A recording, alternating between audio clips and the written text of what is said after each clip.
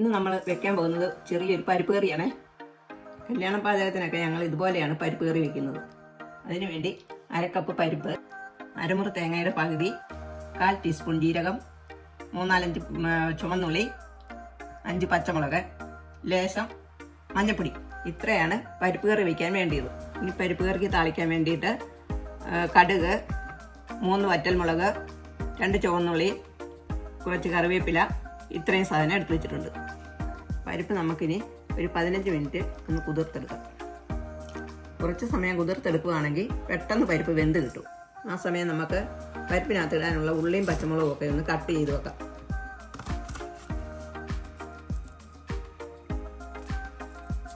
കടുക് പൊട്ടിക്കാനുള്ള ഉള്ളി ഇതുപോലെ ചെറുതായിട്ട് അരിഞ്ഞ് വെക്കണം.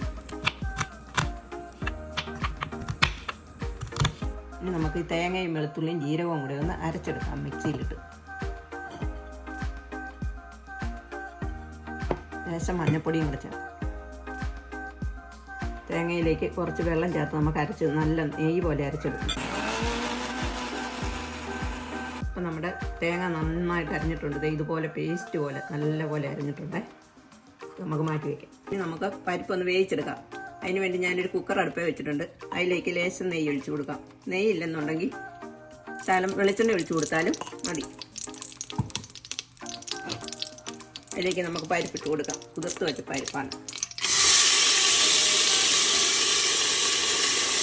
ഇതിലേക്ക് നമുക്ക് പരിപ്പിനകത്തോട്ട് കുറച്ച് വെള്ളം ഒഴിച്ചു കൊടുക്കാം.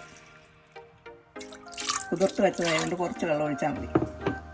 ഇതിലേക്ക് നമുക്ക് കട്ട് ചെയ്ത് വെച്ചിരുന്ന ചെറിയ ഉള്ളിയും പച്ചമുളകും ഇട്ട് കൊടുക്കാം. ഇതിലേക്ക് ആവശ്യത്തിന് ഉപ്പും കൂടെ ഇട്ട് കൊടുക്കാം.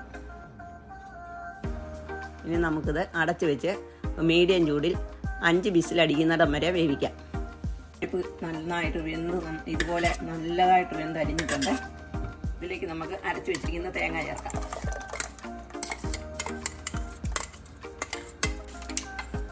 ഒരുപാട് നീണ്ടു പോകാതെ കുറച്ച് വെള്ളം ചേർത്ത്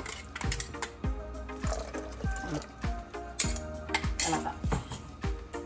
പരിപ്പ് ഒരുപാട് കുറുകിയായിരിക്കുന്നെങ്കിൽ ലേശം വെള്ളം കൂടെ ചേർക്കാം.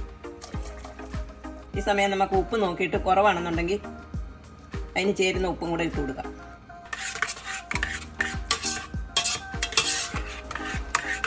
ഇനി നമുക്കിതൊന്ന് തുറന്ന് വെച്ച് തിളപ്പിച്ചെടുക്കാം. പരിപ്പ് ഇടയ്ക്കൊന്ന് ഇളക്കി കൊടുക്കണം, അല്ലെങ്കിൽ അടി പിടിക്കും.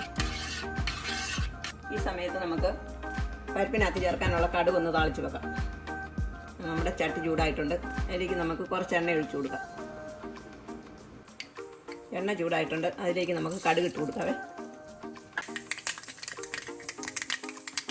കടുക് പൊട്ടിയിട്ടുണ്ട്. അതിലേക്ക് നമുക്ക് ഉള്ളി ഇട്ട് കൊടുക്കാം. അപ്പോൾ നമ്മുടെ ഉള്ളി ചുമന്ന് വന്നിട്ടുണ്ട്. ഇതിലേക്ക് നമുക്ക് മുളകും കറിവേപ്പിലയും ഇട്ട് കൊടുക്കാം.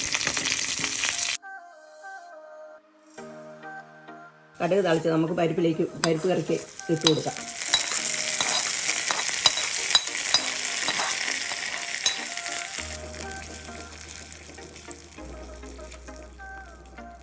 പരിപ്പ് കറി എല്ലാം റെഡി ആയിട്ടുണ്ട്. ഇത് എത്ര എളുപ്പം വെക്കാവുന്ന ഒരു കറിയാണ്. ഇതുപോലെ വെച്ച് നോക്കിയിട്ട് എല്ലാവർക്കും ഇഷ്ടപ്പെട്ടെങ്കിൽ ഞങ്ങൾക്കൊന്ന് സപ്പോർട്ട് ചെയ്യാം.